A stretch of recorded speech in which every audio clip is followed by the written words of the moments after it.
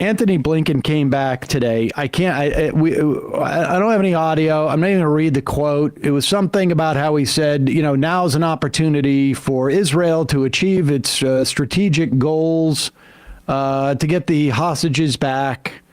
We've had reporting after reporting that the Netanyahu government has no interest in getting its hostages back. We have extensive reporting that the former leader of Hezbollah, Nasrallah, had agreed to a ceasefire in Lebanon, was going to pull back Hezbollah troops, and then Israel assassinated him. They have no interest in peace. They have no interest in a ceasefire. And when Blinken comes back and pretends like that's even on the table, he's either lying or he's just simply one of the U.S. history's most incompetent Secretary of State.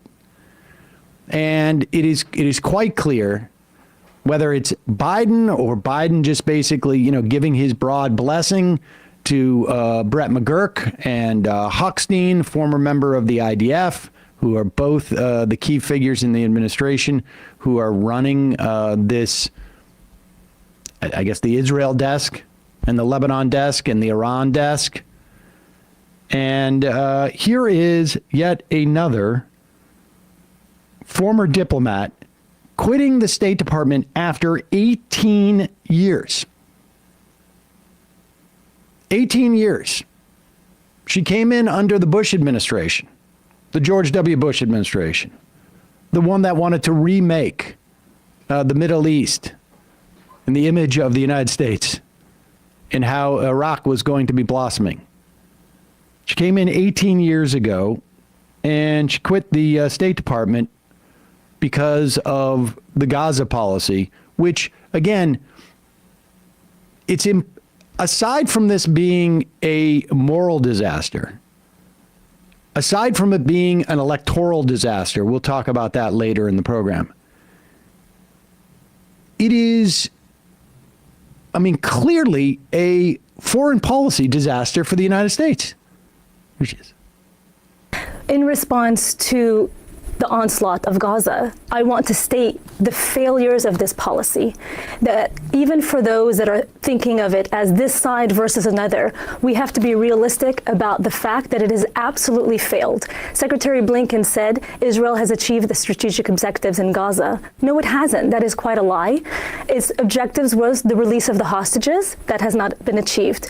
Its objective was also the destruction of Hamas. That has not been achieved. The reality is that we, as the United States government, are in violation of U.S. law, of a multiple of laws that your viewers can Google for themselves. The Leahy Law, the Foreign Assistance Act, the Arms Export Control Act. We continue to willfully violate laws so that we surge U.S. military assistance to Israel. To what end? We are only empowering Benjamin Netanyahu to expand the conflict in Gaza, to expand the conflict within the West Bank, and now we're seeing the devastation in Lebanon. Again, to what end? We saw the Lebanese foreign minister insist that Nasrallah and Hezbollah had actually agreed to the US and France proposal for a ceasefire before he was assassinated. There are other ceasefires in Gaza that we have been pushing, that Netanyahu is the obstacle. Yet this administration refuses to shift its policy, refuses to enforce U.S. law, and continues to surge U.S. military assistance. And the result has been devastating, absolutely devastating. These are human beings in Gaza that are being absolutely massacred, children. And this is going to have generational impacts and ultimately will not keep Israel any safer. And the entire region is destabilized, as we're seeing now with the threat of Iran as well. The policy has to change, and it has to change now. Regardless, and she makes this point at the beginning, regardless of what side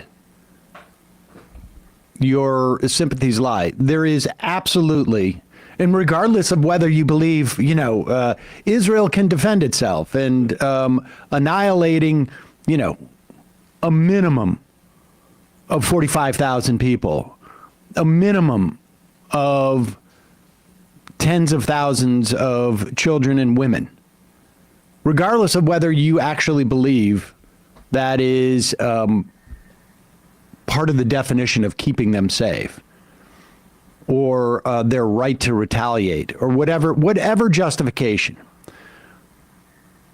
From the perspective of Israel's security, it's absurd to think this is going to provide any type of long-term security.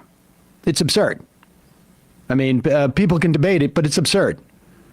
If the so-called biggest attack on Jews since the Holocaust happened a year ago, 75 years after the depopulation of much of Palestine, what makes you think this is going to make any difference at all? 5 years out, 4 years out, 10 years out, whatever. But even put that aside. From the American perspective, there's absolutely no value in what's going on here. There's none. There's zero. Absolutely zero foreign policy value. In fact, it's quite easy to make the case that there's negative foreign policy value. We'll find out exactly how it manifests itself in the coming years. But the idea that U.S. bombs can be responsible for killing this many people in Lebanon, in Gaza, and we're never going to see any blowback to this, good luck with that.